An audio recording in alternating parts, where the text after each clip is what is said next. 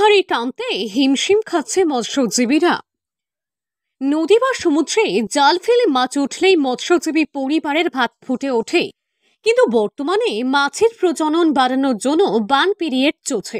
এক কথায় এই সময় নদী বা সমুদ্রে জাল ফেলে মাছ ধরা যাবে না, আর তাতে এই সমস্যায় পড়েছে পূর্ব মেদিনীপুর জেলার উপকূলবর্তী অঞ্চলের ক্ষুদ্র মৎস্যজীবী পরিবারের মানুষজন। পূর্ব মেদিনীপুর জেলার প্রান্তিক মৎস্যজীবীদের দৈনন্দিন জীবন সংগ্রাম। আকাঙ্ক্ষা নদী ও সমুদ্র কেন্দ্রিক, কিন্তু দিনের পর দিন নদী ও সমুদ্রে মাছের যোগান কম।